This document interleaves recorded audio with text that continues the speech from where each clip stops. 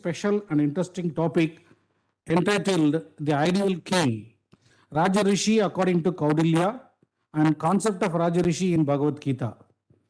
As Registrar HBNI, I welcome the most respected Professor A.P. Jamgadkar, Honorable Chancellor, Deccan College, Pune, to HBNI for this program. I welcome our beloved and respected Professor P.D. Nayak, Dean and Vice Chancellor officiating HBNI for today's event. I welcome all our associate deans, office staffs of HBNI, and all the staffs for today's program. I welcome all the directors, deans, and faculty members from all the constituent institutions of HBNI who have joined over online schedule.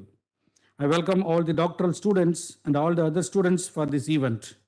So with this, may I now request Professor P.D. Nayak, Vice Chancellor officiating, to present his introductory remarks. Over to Professor P.D. Nayak, please. Good afternoon and welcome to this YouTube program. As you are aware that Samvidhan Divas, what is known as Constitution Day, is celebrated every year on 26th November to commemorate the adoption of Constitution of India as Jana Bhagidari and to honor and acknowledge the contribution of founding fathers of the Constitution. This year, the Constitution Day is being celebrated on 26th November on the subject India, the mother of democracy. Bharat Loktantra ki Janani. As Registrar explained, there are various ways to celebrate this. We have organized a special webinar today by Professor A.P. Jamgadkar, former Chancellor, Deccan College, Pune. Deccan College, as you know, is well known in the academic circles for archaeology department. We just completed 200 years. Yes. That was the third college to be established in the whole of India. Yes. If you could tell about Deccan College, it is always related to the archaeology department, more than any other department.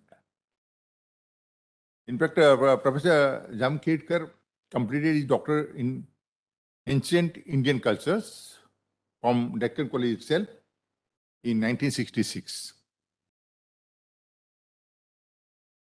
Having earned master's degree in Sanskrit from University of Pune in 1960.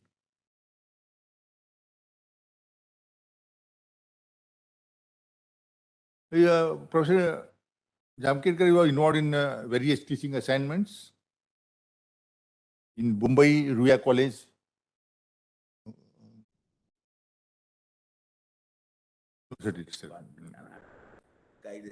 yes. And then also in Dhule and Nagpur also. He was former Vice President of the Asiatic Society of Mumbai from 2007 to 2013. He is also former editor of General of Asiatic Society of Mumbai.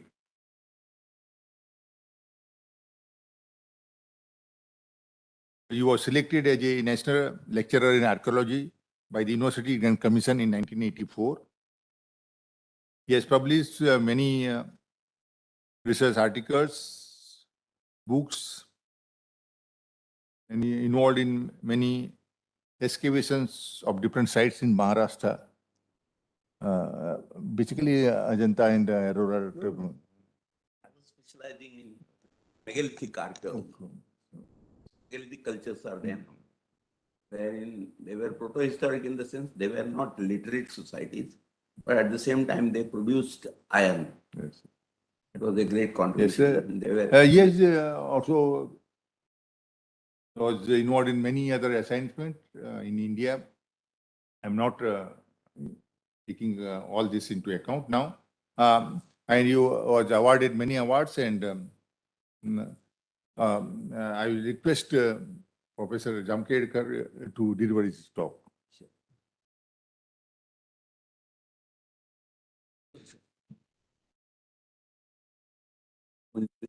The, looking after the PPT, no?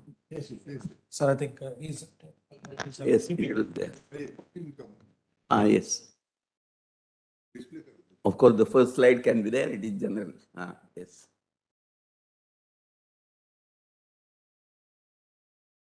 Respected teachers, faculty, deans, and students, I feel it is a great honor for me to have come to this very famous institute in the country for its different types of activities. In fact, as I was mentioning, my own sister was working in the Power Corporation in a library as a deputy librarian. So I have visited the campus, but today I am here to share some thoughts with you. When we say that, well, India is something like the mother of democracy, it is not a objective statement, but we are saying it in a different way. We want to emphasize, it is a complete volume which has been published, about 15 to 20 authors. They have contributed articles on different aspects of the type of political basis we have got, the type of thinking we have got on political issues. So we never, meaning of course as a title, when we want to say that, well, India is mother of democracy, we want to emphasize that there are certain democratic values which are there, on which the whole of democratic, you can say, institutions and that concept is based on. Those are generally, as we know, that is freedom, fraternity, and equality. Some persons might doubt also that whether there was really any equality in India, because India is, when it is looked at sociological point of view, they will say that caste system is a great blemish on the Indian society. I won't go into that. There can be a separate lecture on the whole thing. And therefore, inequality was there. There are certain values, democratic values, which are there in the concepts of our kingship, right from something like the Vedic period. And there is another aspect of Indian religious system or tradition, you can say, that if the other religions, such as the West Asiatic religions, they believe in something like a group worship, whereas all the traditions, whether it is Buddhist, Hindu, what we call Hindu, and Jain, it is more individualistic. I give another example, for example, that philosophers like Plato, Aristotle, when they talk about polity, we find that all these philosophers are thinking about trying to shape what is the ideal society. Whereas in India, we pursue the way of ideal man. So this is the basic difference. And to give a compliment to the European tradition, one can very well say, with my small knowledge of European philosophy, I can tell you that today's in a way, is the fruit and vision of the European philosophy. They wanted to have an ideal society. So they also wanted to have ideal, you can say, states and their community together living in fraternity. In contrast to that, if we talk of India, we'll talk more about yogis, maharshis, who all the times strive throughout their life for attaining what they may describe it in different ways, moksha, kaivalya, or mukti. So we are more individualistic. And I think one of the factors which must have contributed to our being a successful democracy for the last 75 years might be this principle of individualism. Individual has his own importance. I won't go into the other details. Some of the details will come here. What we wanted to emphasize, and I want to emphasize, is another aspect now. And that is that after Renaissance especially, and even before that, in Europe, what is the way you explain your own position as a citizen? Give whatever the king wants and give the Pope whatever it is due to him.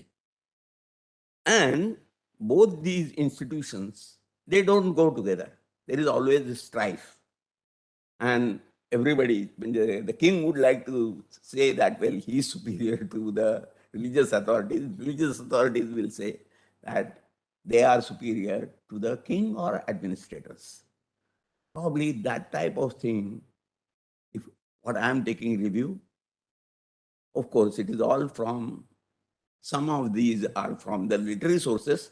There are some examples from the historical period also. As I say, the ideal king concept of Rajarshi in Arthashastra of Kautilya and Bhagavad Gita, both these words are used in both these treatises. But also, when I first started studying Arthashastra, that, well, who is the ideal king? The ideal king, ultimately, in the first chapter or section of the Arthashastra, he comes to the conclusion that if the king is trained in this way, he studies certain things in this manner, he administers his own kingdom in a particular way, then that ideal king is called Rajarshi. And similarly, there is a complete chapter, you can say, on Karma Yoga, right from something like the second chapter to the 6th chapter of the Bhagavad Gita. The Karma Yoga which has been told to us in Bhagavad Gita, the forerunners of that Karma Yoga are, examples are given. That first of all, this Karma Yoga was taught by Bhagavan himself to Vivaswan, and by him to Manu. Manu is called Vaivaswata, so son of Vivaswan.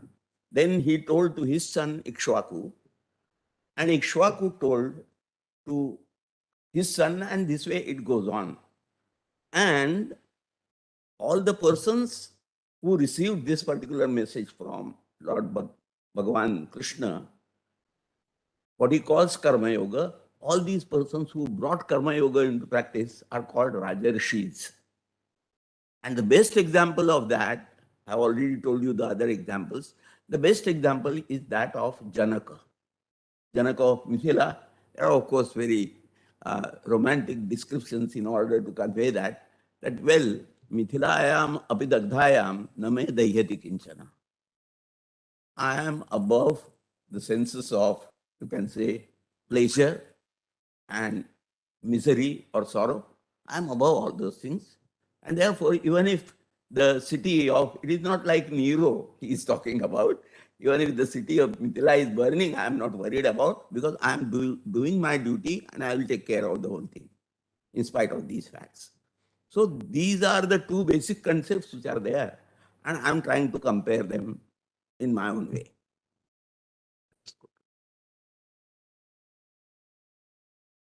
Whenever we talk about, at least the Indologists, when they talk about, and some of the modern Indologists who try to find so many scientific things in the Vedas or something like that, that attempt, of course, no one will accept, because, but then any inquiry will go to the Vedas only. It has got a different significance now.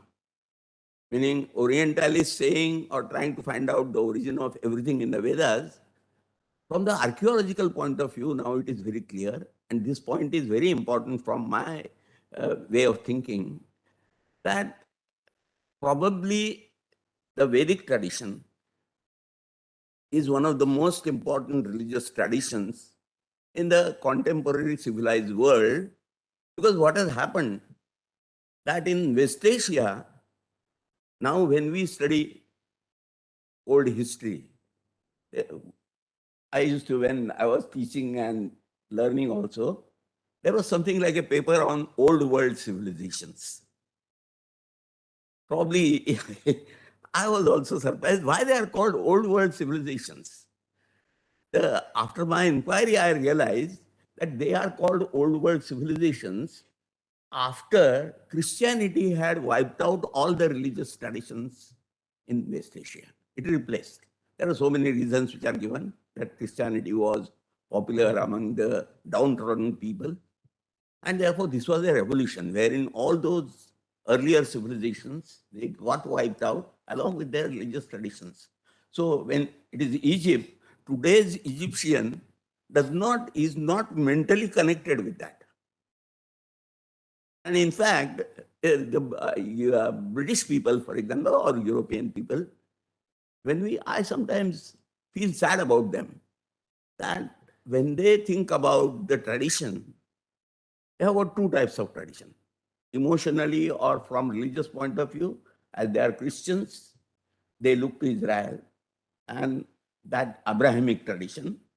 Intellectually, they are connected with Greeks and Romans, who are not in that tradition. They are in the Indo-European tradition. Again, I won't go into that. Whereas, what I wanted to emphasize, that Indian is the only religious tradition which is connected with the prehistory.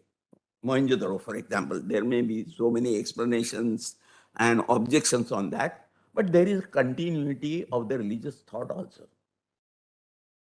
And therefore, we'll try to understand what is the Vedic concept of an ideal king, or what are the rituals which are connected, legends which are connected in the Vedic period. There are three main sacrifices which I've been told. One is the Ashwamedha, the second is Vajapeya, and the third is Rajasuya. All these are or can be performed by a king. Ashwamedha is very famous, and we know it from the story of Ramayana, that when Rama was performing Ashwamedha, Lava and Kusha, his sons, they were in the forest. They were not knowing who their father is, and they arrested or caught hold of that horse. There was a fight. Ultimately, there was a reconciliation, and then Ashwamedha was performed. What was Ashwamedha? A horse was let loose. Shall we go to the next slide? You can make it a bit. Anyway, you see, Ashwamedha was a sacrifice wherein a horse was let loose by the king. It went on roaming in all directions, any direction he liked. And it was to establish that any person who contended this particular, you can say, declaration of the king, that he is the most powerful king. So then he defeated him. At the end of the sacrifice, the horse was immolated. Horse was a symbol of sovereignty, sun. And therefore it is connected with the solar cult, it is said. And therefore, declare one's sovereignty, Ashwamedha was very important. So that is why it was performed. And funniest thing is that after Mahabharata, in Mahabharata itself, there is a injunction that in the Kali Yuga, no one should perform the Ashwamedha sacrifice. Why? It is not told, but it should not be performed. But in spite of that, we find in the historical period, after the Mauryas, Pushyamitra Shunga was one of the generals of the Mauryas. He murdered his own emperor and became a king. But to establish his sovereignty and independence, he performed, first of all, this is the historical, you can say, part of the whole thing, he performed an Ashwamedha sacrifice. Then, in the early historical period, right from something like after Pushyamitra Shunga, the Satavahanas, they performed. Then the Guptas, all these are, you can say, they are not Buddhist kings. Those are actually, you can say, kings of Kshatriya order and following Vedic tradition. So the Satavahanas also performed, Kshatrapas also performed. How do we imagine? Because many times coins are issued with a horse on the back. But that horse is different from rest of the horses in the sense that horse is tied to a post. So it is the sacrificial, you can say, person is there. Then the Vishnu Kundins, they come up to something like 7th, 8th century. And Traikutakas and others, Nagas also. There are Naga kings who have performed this sacrifice. So it had a symbolic importance in order to declare one's independence and sovereignty. This was performed. Next one. Next. There are some pictures I can show you. These are, of course, conjectured, reconstructed, you can say, paintings. Near Nane Ghat, there are effigies of the Satavahana kings which have been carved there. And if you see, if you start from the left, there is a couple which can be seen. And there are label inscriptions, so you can identify. The images are no more there, but their label inscriptions are there, and an inscription is there. From that inscription, it is very clear that Queen Naganika's inscription is there. And she says that herself and her husband, Satavahana, they performed Vajapaya sacrifice. There is a coin which has been issued by Satavahana in which that horse symbol is there on the obverse. So he must have performed the Ashwamedha sacrifice. So similarly, after the Mauryas in the Deccan, as in the north it was Pushyamitra Shunga, in the south the Satavahanas performed these sacrifices. Next one. Now these are the coins. If you see the topmost coin, it is of Samudragupta, the second sovereign king of the Gupta dynasty. Chandragupta was a small ruler in Bihar. After that, Samudragupta, he is described in fact as the Napoleon of India in the ancient history. He conquered the whole of India, you can say, and performed an Ashwamedha sacrifice. His son Chandragupta II, he did not perform a sacrifice, but he called himself Rajarishi. We'll come to that particular aspect later on. And his son, that is Samudragupta's grandson, Kumaragupta, he also performed a sacrifice, Ashwamedha sacrifice. In fact, curiously enough, a stone horse image is there and with an inscription saying that it is Kumaragupta's Ashwamedha sacrifice. Next one. Vajapaya, paya is, as you know, paya is a drink, thing which is to be drunk. So, paya, vaja is strength. For example, horse is called Vachi because he is a strong animal. In this, both a Brahmin as also a Kshatriya can perform this particular sacrifice. Most important thing is that when you perform this sacrifice, you get the title of Samraj. Of course, nowadays we translate the word Samraj as emperor. That idea is not there. In fact, it was one of the ways of kingship, probably ways of kingship in the East. Our own recitations at the end of any arti will be Samrajyam, Bhaujyam, Swarajyam, Vairajyam. So these were the 4 types of kingdoms. One in the east, in the south it was Bhaujya. Bhoja kings were there. Probably kings of Vidarbha and that area are usually referred to as Bhojas. It was a title. Then Swarajya is the Western Indian, Vairajya where there is no king. Ideal conditions are supposed to be there beyond north. Something like Kalpavruksha and other things, so there is no. But the center one is called Parameshthin. So there are different ideas of different kingships which are there inherent in this Vajapaya sacrifice. As I told you, one of the most important things is that there is a chariot race which is there. It is a mock race because ultimately the king has to win. So there are so many participants in that. For example, the queen is there. Even the second queen is there, then the Senapati is there, then the Grahapati is there, that is the minister dealing with home department, you can say. So all these, they participate and ultimately the king becomes the conqueror and then he becomes a Samrat, you can say. The word is very important because Ratnas are associated, Ratna is a precious thing. But then there is a concept of Chakravarti in Buddhist and Jain mythology, which is equivalent to this. So Chakravarti is a person. Chakra means both the things. Chakra means actually the wheel. So when the king moves, naturally he moved in a chariot. So Chakra Pravartana, that is starting the campaign. Chakra also means in Sanskrit an army. So moving an army. So starting a sort of a conquest, you can say. So Ratna and Ratnins, they are connected. Next one. Rajasuya is a full-fledged, you can say, sacrifice which is connected with the coronation of the king. Actual coronation and anointing takes place in this particular thing.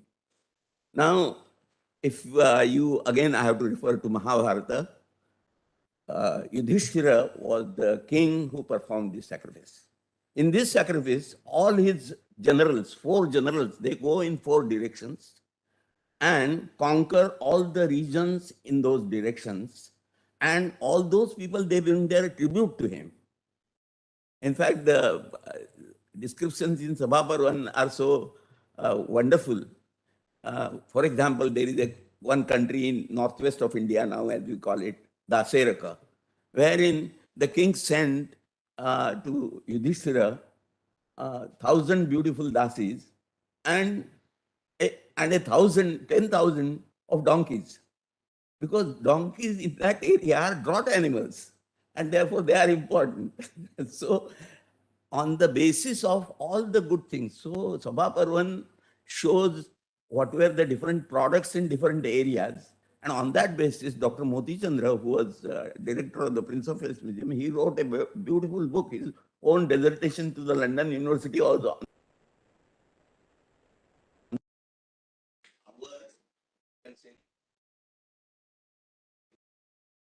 And the products of different parts of India. So economic history one can, but most important is that herein he now is real sovereign king and people give tributes to him from all the regions. There is one thing which is to be noted in this connection, that whenever an Indian king conquered any region, that region was never attached to his kingdom. For example, Jarasandha was an important enemy. Bhima went and killed him. But then, after killing him, he reinstates his son on the throne. So, when a Rajasuya or Ashwamedha, all these things are performed, there is no question of attaching the kingdoms of the defeated kings to your own country. For example, Samudragupta, he got tributes from Ceylon, but he never attached any region to his own kingdom. Next one. Please. Now, there are some theories also. I have explained some of the things which have got root and they have got importance in later history. That is why I explained these 3 sacrifices. But there are legends regarding the origin of kingship. This is again important. See, Indra was selected by all the gods to be the king of the gods. He refused. He said, to be a king, lot of, you can say, transgression of the ethical values. And therefore, he said that I will be a sinful person. In fact, in Jain mythology, it is said that Krishna was an Ardha Chakravartin. So he, along with Balarama, ruled only half of the province which a Chakravartin does. Do you know that in Jain mythology, what is the location of Krishna at the moment? He is in the 7th hell. But at the same time, there is an assurance that in the next eon, the cyclic time which is going to come, the first Tirthankara will be Krishna. So the basic thing is that when you practically do administration, there are certain things which will not be completely ethically acceptable in the traditional ethical system. And therefore, it is said, and that is more important, so the sages and the gods agreed that they will share a part of their merit with Indra so that he remains without any blemish. So it is accepted that when you become a king, there will be certain bitter things which will have to be done, some any unethical things also will have to be done. But then he has got the support of the people, and with that support of the people, he does it as a duty and responsibility, not to not to enjoy his kingship or something like that. So that particular message is given. Next one. No, there is another thing which I have to tell. Then there is a theory of divine origin also. Manusmriti says that the king consists of the divine elements of the 8 lokapalas. This concept is connected with Meru.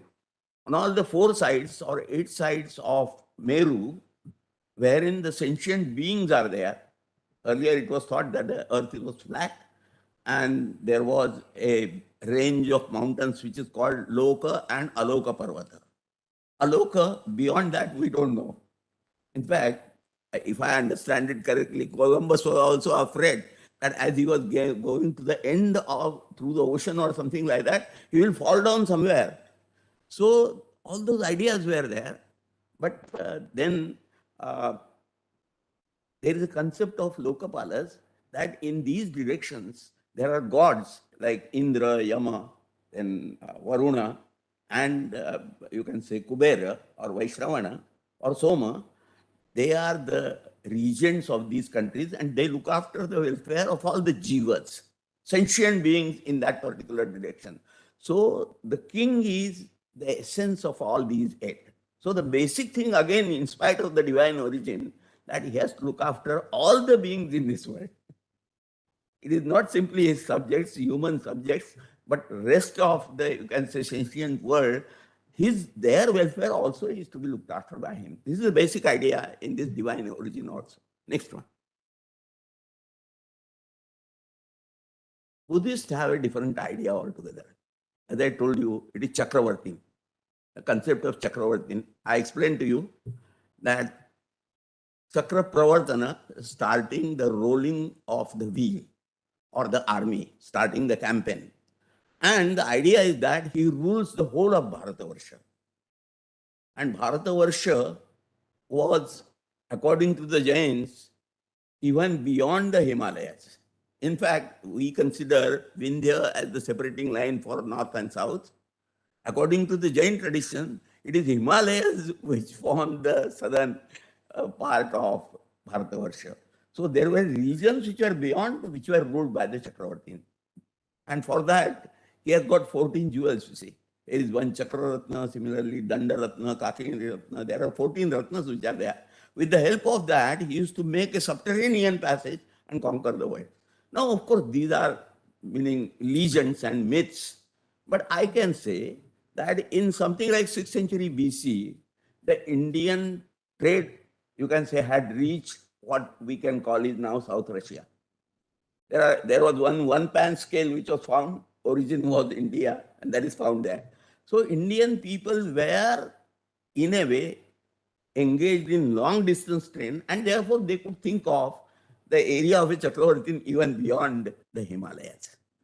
Then there is another thing which is collected.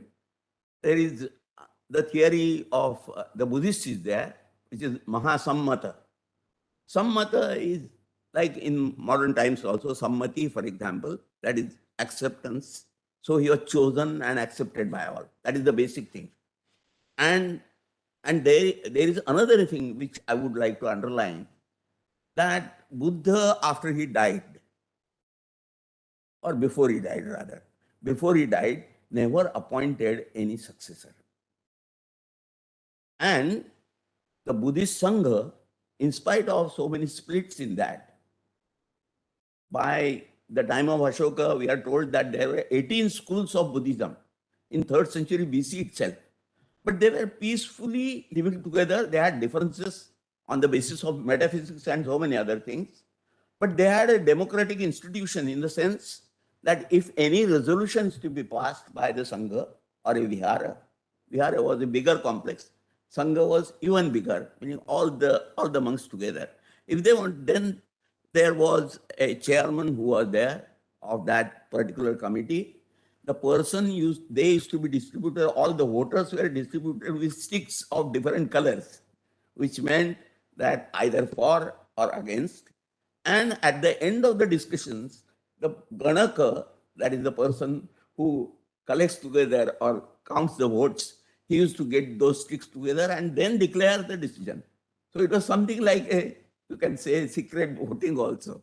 So all these things are there. And one can very well say that now Buddhism has spread all over Southeast Asia and Far East, but we have not heard and the institutions continue very democratically. There might be different nuances. Say, for example, the Dalai Lama is taken to be something like a king, but he is a spiritual king. But in spite of that, all these sanghas, they work very smoothly. And the reason must be that Buddha himself was born in Shakya Gana, as it is called. There were 16 Mahajanapadas in India. 2 were monarchies, rest were Ganas, as something like it is translated by historians as republics. This is a modern translation. But then all these Ganas, they were together and they took the decisions. Though Shuddhodana was called a king, he was something like a leader. There are institutions like Kshatriya Ganas, for example, were there who fought Alexander. So those are called, of course, the Europeans translated the Gana as tribes, Kshatriya tribes, and therefore their coins are called tribal coins. But they have got that type of institution. It must be something like an oligarchy, where all the Kshatriyas together, they chose one person and he ruled the kingdom. But then implicit in all these things, again in the Buddhist continuation, whereas we have got something like a Shankaracharya, but there are so many Shankaracharyas. But then they follow the same democratic method and carry on independently of the king or his support. Next one. Just to tell you, all must have seen what we call this Ashoka Stambha. It is, we call it because Ashoka created them. It is actually, technically it will be called, as the lions are there, it will be called Simha Dhwaja. Dhwaja is something like a standard, not a flag. So it was a staff on which, as Buddha was Shakya Simha, the explanation is given, that is why lions are there. Then there is chakra also there on the other side. So on one side the Simha is there, the other side the chakra is there to indicate that Buddha was a Dharma Chakravartin. Because he said, I am a Chakravartin, but in the spiritual realm. And there are 4 animals which have been depicted there. They have also got some significance. In the center there is Meru, and at the base of Meru there is a lake, from which there are 4 rivers which go into 4 continents. Scholars have identified, for example, the river which goes to east is that in China. The river Oxus, Wangshu, goes to the west. So it goes virtually to Mesopotamia. And Ganga comes to the south. The celestial river is in the north. And there were 4 continents. Left in the corner, you will see that there were 4 continents, and all these animals, they were in the form of gargoyles from which the water issued and the rivers took place. So when this type of symbol is there, it very clearly shows his title as Dharma Chakravartin. So he was something like a Dharma Chakravartin. Next one. In the Jain system, there is a difference. As I told you, they have got the concept of Chakravartin again, and there are 12 Chakravartins, out of which 3 were Tirthankaras earlier. They were kings, but they were Chakravartins. And as I told you, they have different capitals. They give us 12 capitals which are there in India. Say, Bharata had his capital at Ayodhya. Then some other persons will be having different capitals. But there are 14 Ratnas which are there, and in which, as I told you, those precious things which are possessed by him, because of which he becomes a Chakravartin. In Buddhist, they are not 12, they are not 14, but they are 7. Again, depictions are there of Mandata, Brahmadatta, who are known Chakravartins in the Buddhist tradition. And again, there is another shift which will say how spirituality and the political way of thinking, they merge together. A Bodhisattva has got 7 spiritual qualities which are compared with those of the 7 Ratnas, and therefore he is a spiritual Chakravartin. Next one. These are some of the depictions. Bharata, he became a monk ultimately, and therefore on the left side you will find Bharata standing as a monk, On the right side, he is depicted as a Chakravartin. To the right of our side, in the corner, you will find a chakra. So that indicates that he was a Chakravartin. Next one. These are the 12 Chakravartins and their capitals and their 14 jewels and other things. I won't go into the detail. Next one. Now we are coming to the main portion. The concept of the ideal king or Rajarshi in Arthashastra of Kautilya. We have to understand what exactly is the idea or concept of an Arthashastra. Please remember, Artha in Sanskrit does not stand for money. In the later period, it is used like that, Dharma, Artha, Kama, Moksha. So in that, wealth is there as one of the Purusharthas. But Arthashastra, in fact, economics was called in 3rd century BC Varta, which nowadays we say that it is news or something like that. Varta is economics. So there are 4 pillars according to Arthashastra of the political economy, as you can call it, or you can say the science of polity or politics. The first is, again, very curiously enough, there are Aushanasa, there are 4 schools which are there. The first school says, who was the priest of the Asuras. It has got significant meanings, you see. Suras and Asuras, they are opposite to each other. So Asuras, they said that only Dandaniti was most important. Danda naturally stands for the Raja Danda, that is with which he chastises, you can say, those who are guilty or at fault. But Niti also means, you can say, your foreign policy. So Danda and Niti together, your law and order. And so he says that is the basic thing which a king should look after. Brahaspati, who is the preceptor of the Devas, he says no. Along with Dandaniti, that is proper administration and you can say foreign policy, finance is very important for a king to look after. And therefore he says Varta should be added. These are the 2 columns they make. And then the third is Manu, his followers Manavas, is not exactly the same Manu from which we know Manusmriti, because he has got a different theory. He says that Trai, that is the 3 Vedas, they are very important. 3 Vedas, it was thought that, well, the 4-fold Varna system, they contributed together because of their fixing of the responsibilities. They contributed to the wealth and prosperity of the society. So the king has to look after these 4 Varnas properly, that there is harmony among all these 4 Varnas. And as this whole thing comes from the Vedas, the Vedic tradition, because I won't go into the details, there is something like Dharma Sutras, like the Grihya Sutras, Shrauta Sutras, there is Dharma Sutras. And they develop into Dharma Shastra. And Dharma Shastra is a vast scope.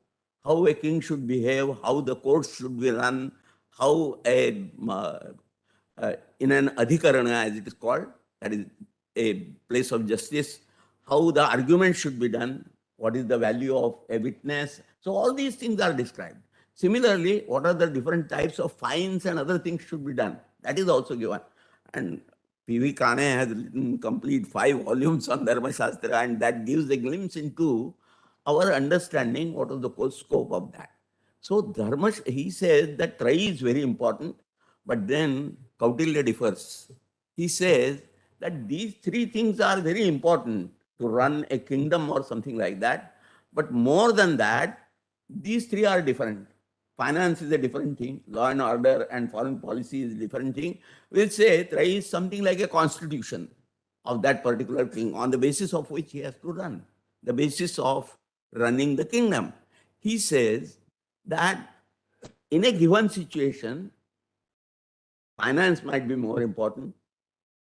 In a given situation, your foreign policy might be important. In a given situation, law and order situation might be important. And in a given situation, the constitutional laws and you can say dictates, they are important. So he says that with the help of your critical acumen, which consider, and can you imagine, in the critical acumen, though he is a very follower of the Vedic, you can say, tradition, he says Lokayata also should be considered. Meaning you have to consider the type of people who are there. There are some people who are sannyasins, some people who are householders following their own profession and believing in the next word or something. And there are some people who don't believe in all these things. They are Epicureans. So we have to take into consideration the different types of, you can say, ethical dictates of the people and take a decision in a given situation. Say, for example, we are fighting, I'm giving a modern example, we are fighting the war in Kashmir. There might be a lot of economic loss, no? We should not bother about it. It is just possible there might be difficulty in keeping the law and order, but our foreign policy is important and therefore we have to do accordingly. So he says that the critical acumen should be used and accordingly decisions should be taken and weigh the different types of factors which are responsible in political administration. I think this is a very important point in that particular thing. Then we go on to the training of a king. Next one. A young aspirant, he says that how he should be trained. In earlier times, parallel to our secretaries of different departments, modern times, in the administration of the government, there were adhyakshas. For example, there was a Durga Adhyaksha, there was one Sangrahitru, that is collector of the taxes. There was one Stri Adhyaksha, look after the welfare of women. There are some who was looking after the welfare of persons who produce cloth and other types of commodities. So a king, when he is to be trained, he should work as a trainee under all these adhyakshas. So he should acquaint himself with all the different types of administrative departments and their working. Then he says that he should learn the Arthashastra. I've already explained to you that the 4 components are there and those are to be learned from Vruddhas, senior persons and scholars, elders who are proficient, either retired administrators as also those who talk about the theory of political science. So he should be trained in that. Then he says, in the morning hours, the aspirant king should first of all train himself or how to use different, you can say, weapons. Different types of weapons, he should be acquainted with that. He should be acquainted with riding of the horse as also riding of the elephant. So in the morning, all these things should be done. In the afternoon, it is told that he should study Itihasa. I don't know. You see, a very comprehensive definition of Itihasa has been given for the first time in 3rd century BC by Kautilya. Up till now, many scholars are not aware also that such a definition is there. He says that what for is Itihasa? Basic thing is that we have to learn from the Itihasa. And therefore he says that there are stories about the kings, Puranam, that is myths and legends of the divine people. Like there will be a story of Nausha, for example, that he insulted the Munis and that is why he had to fall down from Sarga. So we should not insult or ill-treat, humiliate the scholarly world or the academicians. Then he says that, well, he should be, Itihasa means Puranam, Itivrittam, records. He has to study the records. Archives were there. Then Akhyayika, legends about historical persons. Say, for example, Harshacharita is there. It is not taken to be a history book as it has been known to us, but well, an account of Harsha has been left in that. So those legends are to be taken, but the best part of the whole thing is that all these stories or Purana, Itivritta, Akhyayika, those are to be used as udaharanam, as good and bad examples of the past. So he has to learn from the bad examples as also the good examples to do proper administration. This is Itihasa. Then he says Itihasa also consists of Dharma Shastra and Arthashastra. So it is a very comprehensive type of that he has to know the socio-economic as also the political institutions. He has to study that. And then the most important thing, next one.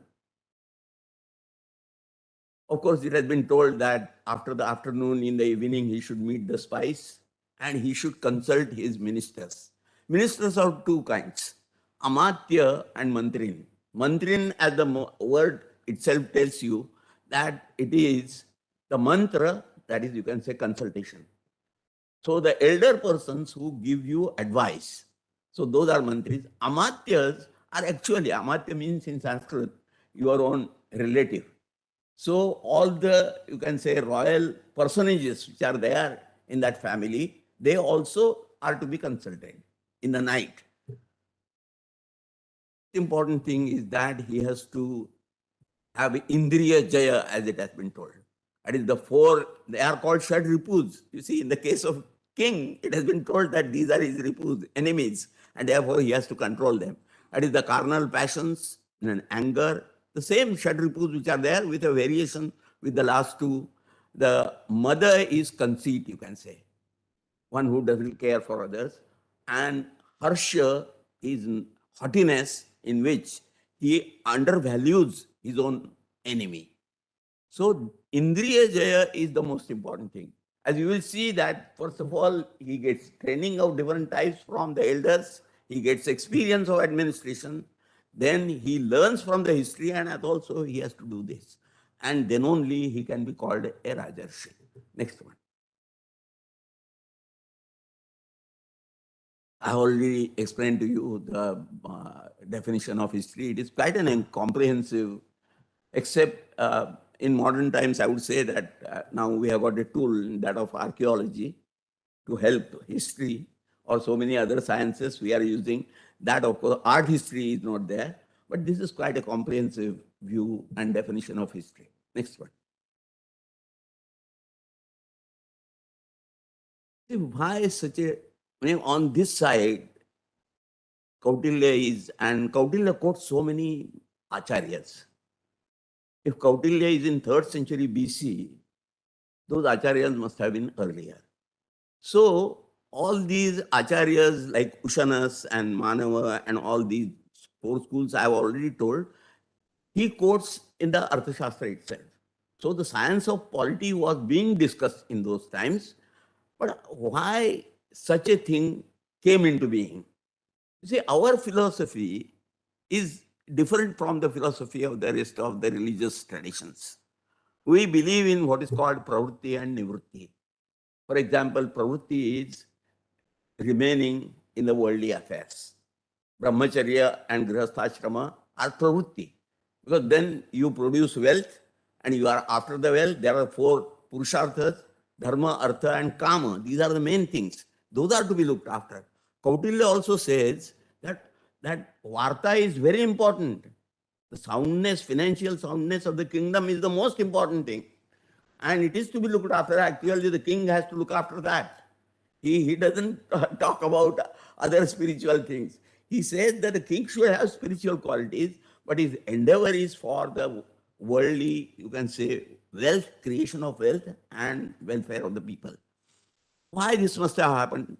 That pravritti and nivritti, as the Vedic tradition, as we understand it, they are opposite to each other. For example, nivritti says that you have to renounce, you have to retire into the forest, you have to become a sannyasin moving from one place to another. So there was a sort of a confusion among the society as to what should be done.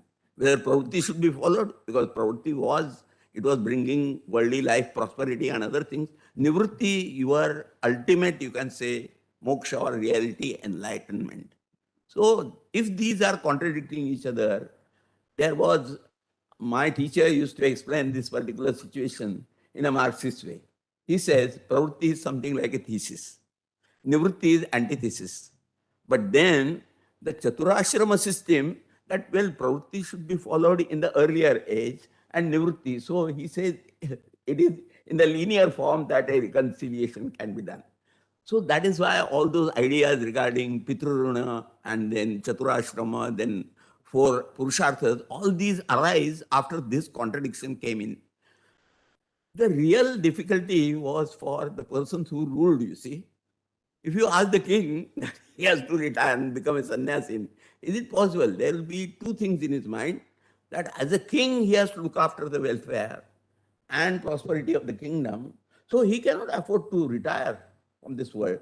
And therefore, Bhagavad Gita develops a different type of approach that even if you don't retire, if you don't have any attachment to the results, you do everything you are doing as a duty, not with a expectation that, well, I will gain this or that from this particular activity. By being a king, I will have my own dignity, glory, and so many things. You do it as a duty, and therefore Radhakrishnan explains this particular thing as karma in renunciation, not renunciation of karma. So you do your duty, and at the same time, you remain something like an ascetic. It has been very aptly described in one of the sections. Shanti Parva deals with all these things, religious as also political, social, and all these things. So in that, very aptly it has been put, when two persons were conversing, so the sage says, Danda evahi Rajendra Ksatra Dharmo na mundanam. One should not shave one's head, that is, one should not become a sannyasin, but he should have danda, that is, he should have the scepter in order to administer justly the kingdom and bring welfare to it. So all these things, they basically tell the same thing. In fact, in Bhagavad Gita, it has been told that lokasangraha mevapi sampashyan kartumarhasi. What is the meaning of lokasangraha? Again, that word lokapala and loka is connected. All the sentient beings. So their harmony should be brought out by him, lokasangraha. And the basic thing is that alleviation of their miseries and, you can say, sorrows. So he has got a twofold, and that he cannot forsake. And therefore, the ideal of Rajarshi is very important, not only for, you can say, the Kshatriya order, but all the persons in life. One need not renounce. One should do one's things beautifully. There are so many considerations. The sacrifice, the definition of sacrifice itself gets changing. Sacrifice was earlier for attaining heaven, for attaining magical powers and so many other things. Now he says sacrifice is nothing else but the gods and the men, they are interdependent.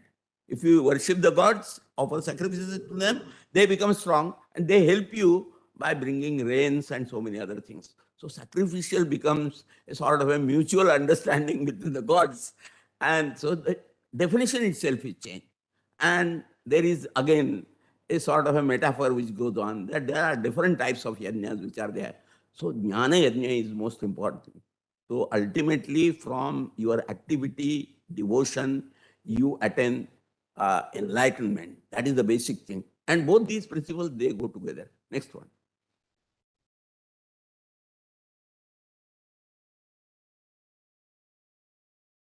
I think I have already explained, that is Janaka being the best karma yogi. The funniest thing is that how the nivritti and pravritti, they are not against each other, is illustrated by these three personalities. Janaka, who is a Rajarshi, following that particular ideal, not to become a monk, is a disciple of Vyasa. And when Vyasa has his own son Shuka, he learned all the four Vedas, and he was still not knowing as to what exactly is the essence of the Vedas. So he asked his father, what should I do? And in our tradition, we never teach our own son. See, you always send it to other teacher. So that, because the relationship becomes very complex, no? So he was sent to Janaka. And after that, he became a sannyasin. So the sannyasi tradition and this karma yogi tradition, they are not opposed to each other.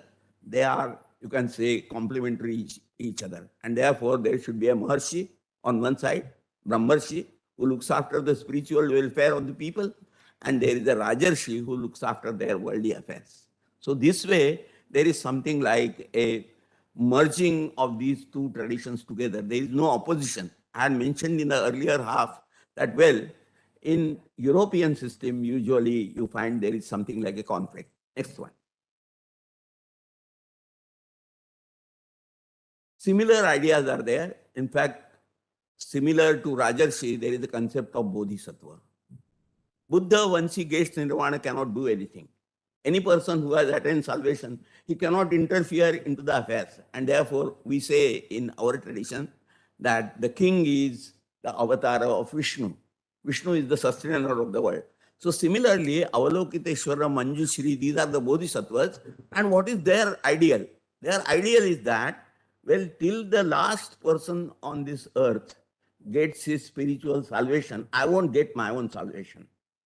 And therefore, he interferes into the worldly affairs. He has compassion for the people, compassion for all the jivas, and upaya kaushalya, and he finds out ways and means to bring welfare to these people.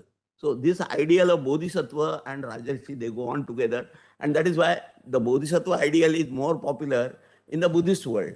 Say, for example, Dalai Lama, he is something like an avatar of, and he looks after the welfare. So he is spiritual as also, you can say, secular power. Next one.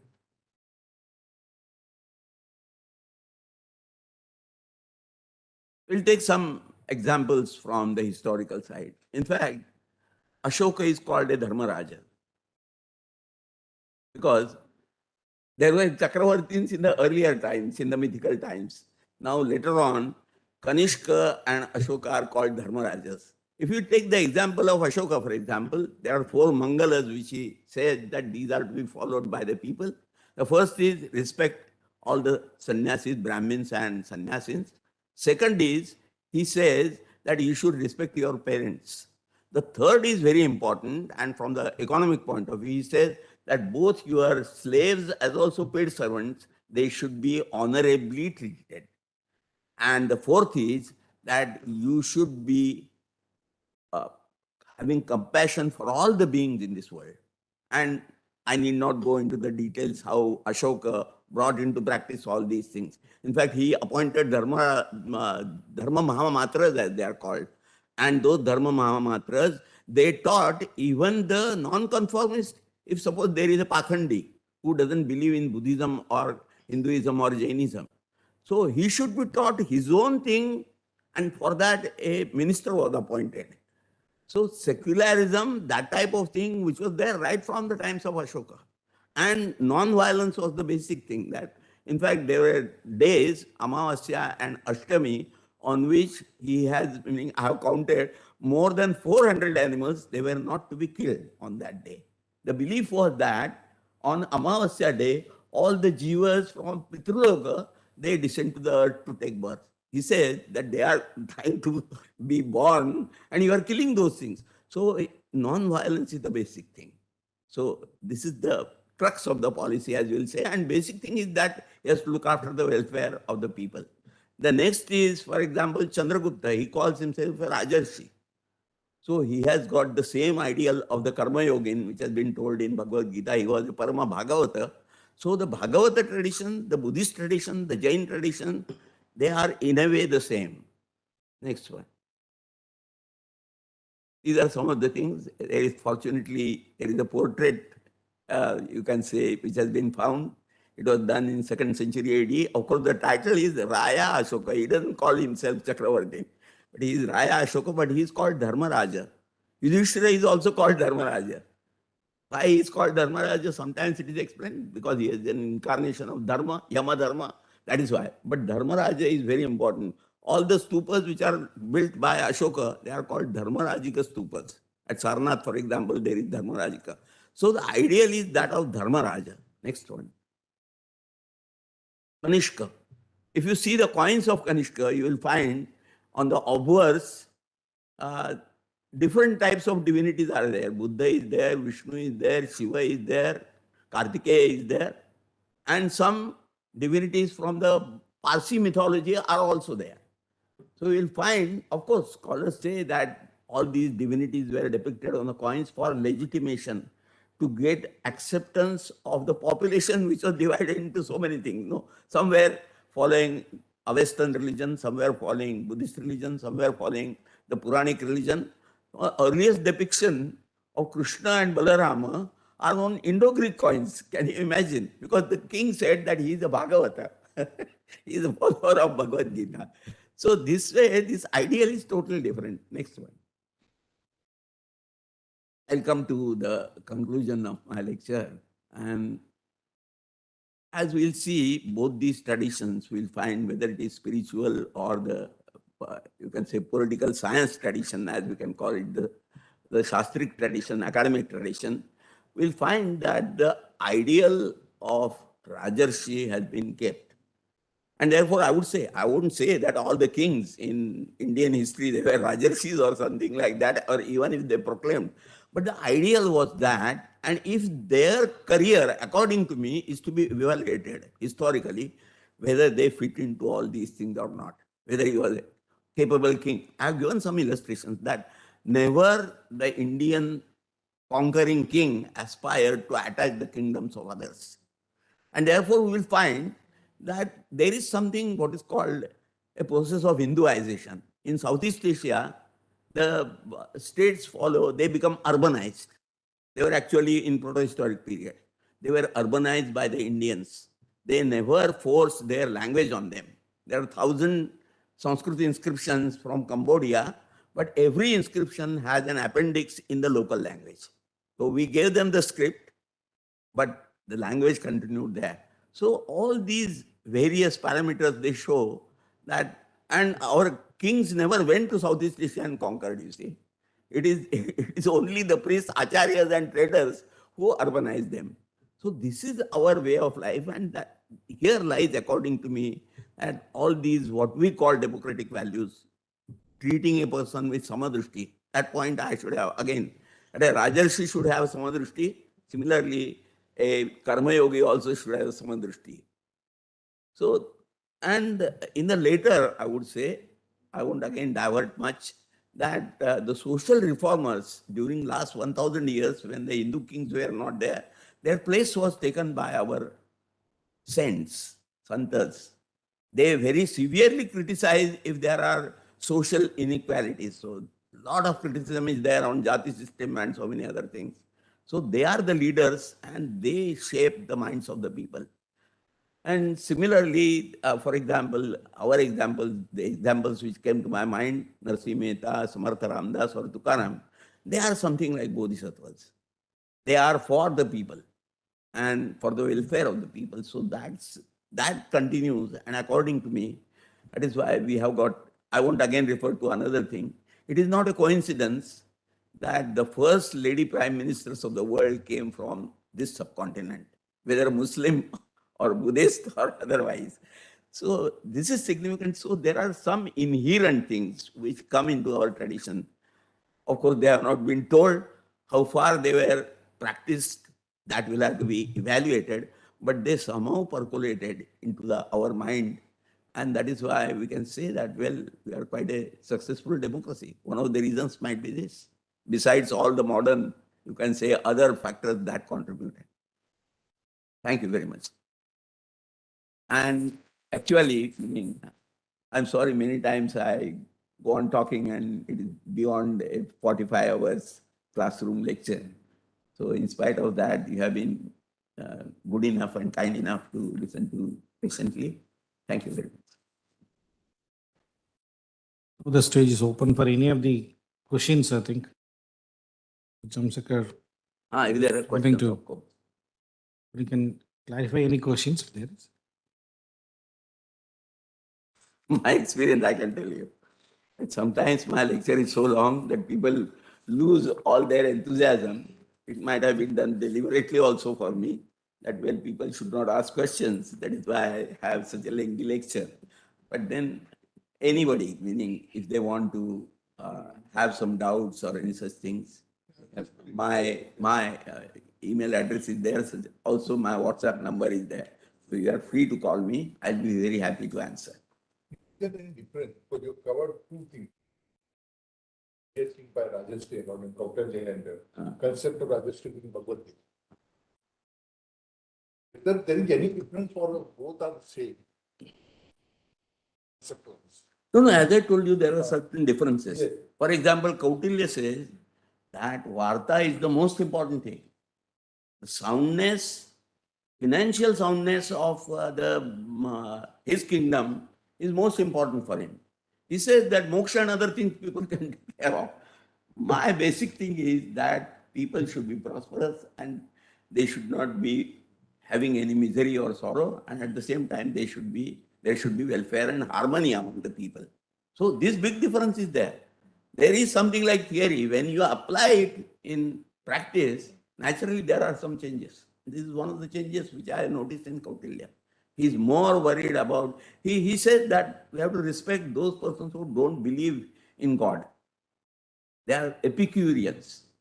Charvakas, for example, his philosophy is that Rinam Krutva Krutam Pibet. That is how he is ridiculed. I would say he was not like that, but he is like a modern man who doesn't believe in God. He believes in his own welfare and prosperity. Of course, an ideal Epicurean would not violate others. It will not be cost of others. But at the same time, he doesn't bother about spiritual things. He says, Kautilya says that his opinion is also very important for me.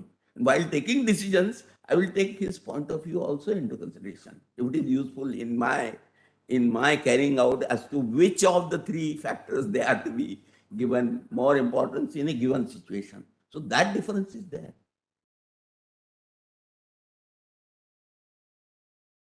Sir.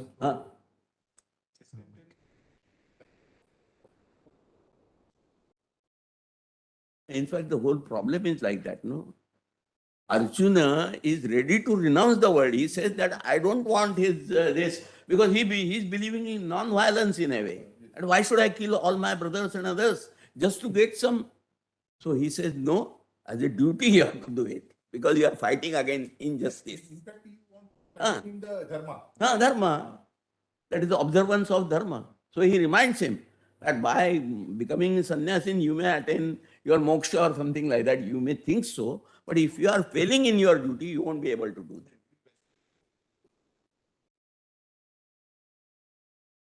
that. No, he doesn't talk about it, but he calls it lokasangraha. That is harmony among the people and welfare of the people.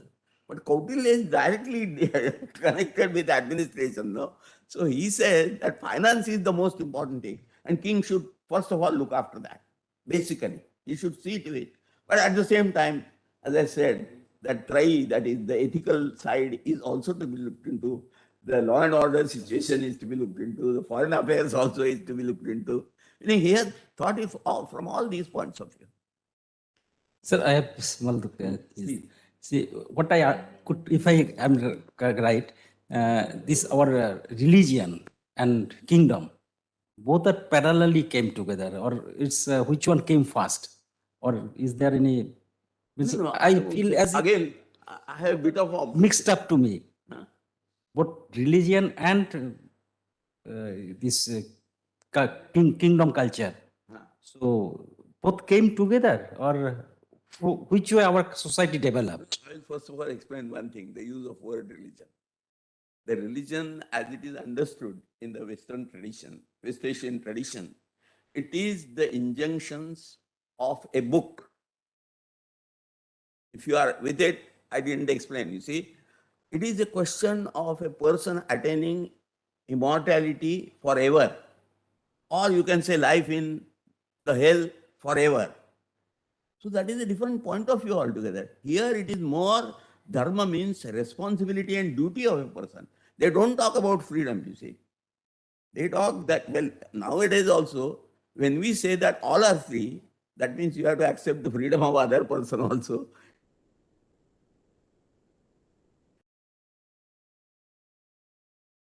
Similarly, dharma has got, and the whole thing goes on dharma only, no? That everybody has to do his duty of responsibility. In modern times, I would say, it is not the Vedas, but our constitution is our creed. So we have to follow the constitution. So that means Veda came first. Huh? Veda came first, and then all this. No, Veda, see, three pillars are there. I would call Veda or Trayi as something like constitution of modern times. Okay. So the constitution is there, the finance is there, and the law and order and the foreign policy are there. He says that not one can be your ideal. Basic thing is that people should be sound financially. For that, he has to work in general. This is the general principle. But then, in a given situation, finance can be important.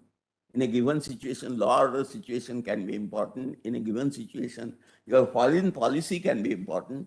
Or in a given situation, you have to respect the constitution. King was the person who is taking care of everything. King was taking care of everything. King was, King was taking care of everything. That's what you he has to mean. look after these three After things. everything, yeah. And he has to use his brains, as you would say, critical acumen, as to which is to be given importance in a given situation. Otherwise, people will say, no, all these three things are equally respectable. No, it cannot be so. They may have conflict with each other. No? Yeah, conflict. Finance, law and order, and you can say political administration and constitution. So political. So he is quite dynamic. He says that in a given situation, that is why I talked about the story of Indra, no? So sometimes you have to do away with the ethical principles, but you have to follow certain things in a given situation. So that dynamism is more important for me. Okay.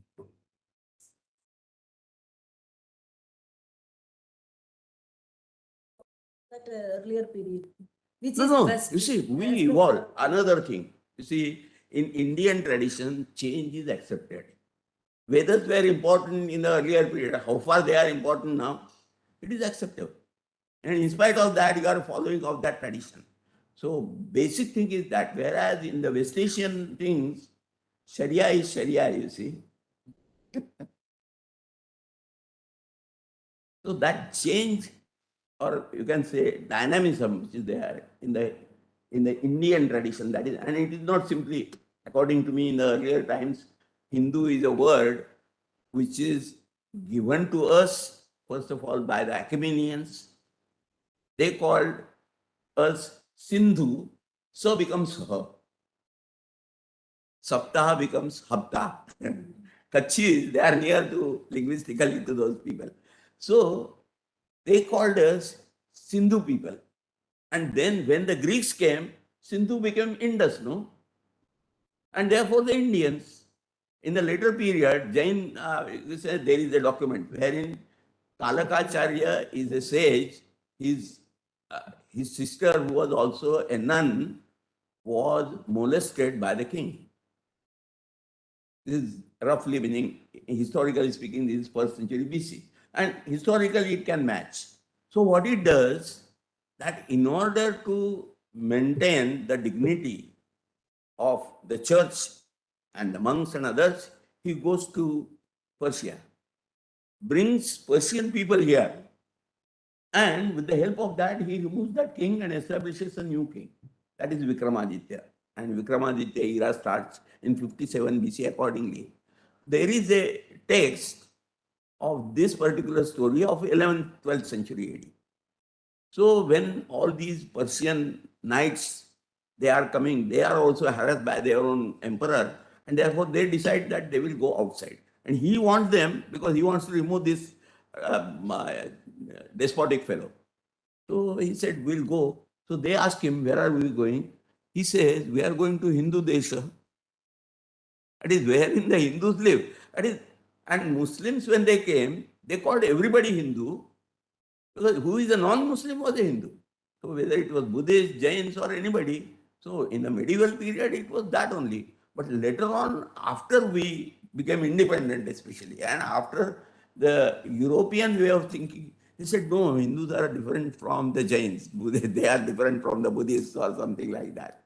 And that is why now the Jains saying that we are a minority, and they declared themselves as a minority, were accepted as a minority. Actually, all the people who were non-Muslims at that time or earlier period who were not Greeks and Romans or Persians, Achaemenian Empire, they called us Hindu only. So all the residents of this continent, knowingly, unknowingly, were, and this is the name given by them to us. Everybody of us will say that we are followers of Jainism. So we'll say that we are Jains, then Buddhists, or this thing. But these are only schools. They are not a religion from that point of The concept of Ramrajya, view. do you think that is an ideal solution for all these things? Where I think the people who are lived in Ramrajya is considered to be having free of tax and other things. It was treated. No. Is it so like that, or how that is depicted. Even Pakistan is talking about the Riyasat-e Madina, no? They are talking in terms of Ramarajya. Ramarajya, according to me, especially this term came in the medieval period. When Tulsidas wrote his Tulsi Ramayana. It was Ramarajya is a conflict against the evil. And that is why Rama becomes more important rather than Krishna. Because he has fought Ravana, who stood for an unethical and villainous type of behavior. So Ramarajya will say, then there are instances, for example, when Rama, it was told to Rama by a washerman that, well, you should not be with Sita, because we don't know. She was there for a year in Sri Lanka, whether her character is correct or not. In spite of the fact that we are assuming that the Agni Pariksha which was given by Sita, Rama thought that, well, Lokaranjana, respecting the opinions of the people, is more important than his own personal pleasure. So Ramarajya is associated with that type of thing. I would say if it would have been in the early period, no, they would have said that, well, Rajarshi Rajya. So thank you very much, sir. As almost you have taken us to a new world of with all the heritages. So as a token of our love and appreciation from our Hope National Institute, may I now request our Professor P.D. Nayak, Dean and Vice Chancellor officiating, to present a small memento to Professor Jamatkar.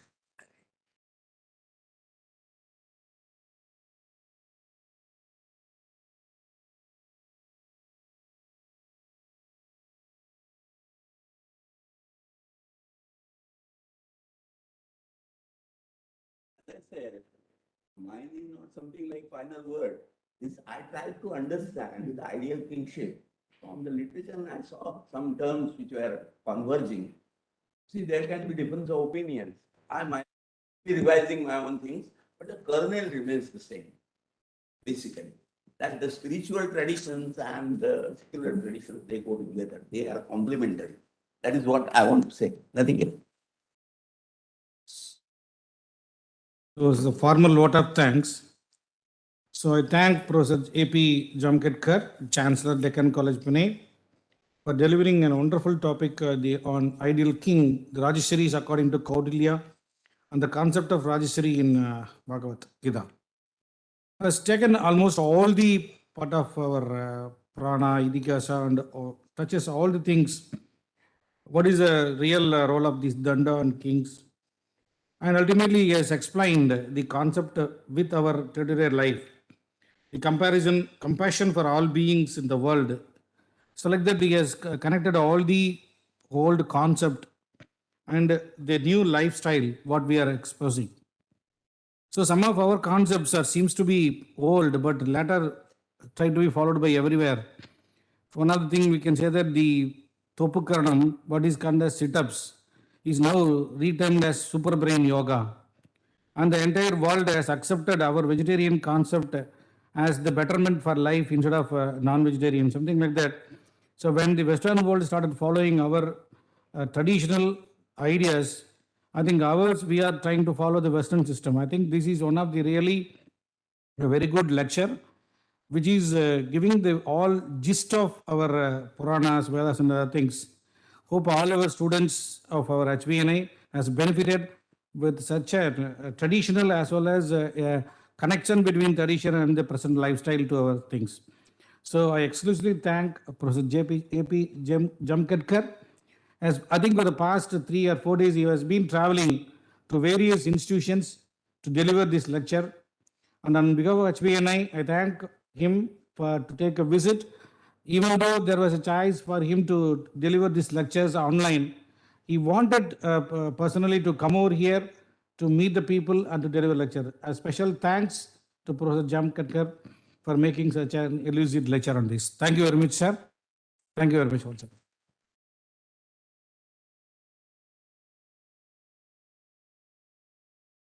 Can you, So we have the I would like National anthem. So this is my fourth and last lecture, you can say, because the 30th now, so that.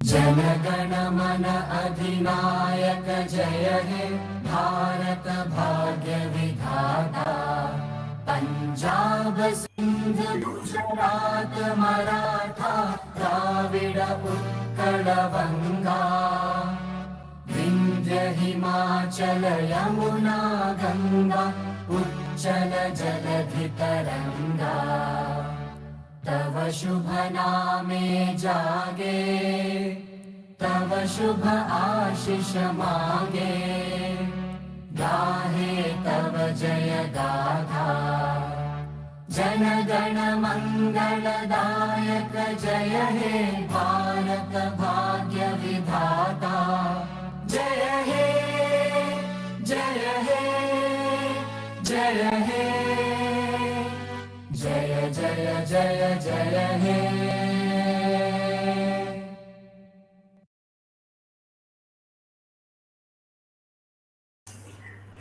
Rishabh आवाज येतोय का?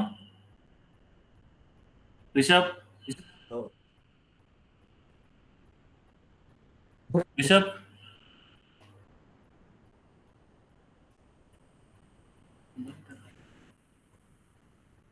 Phone लगाओ 27627561 27561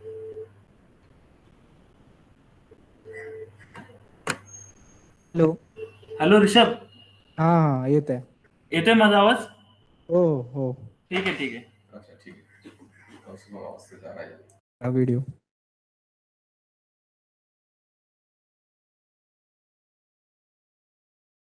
on कर.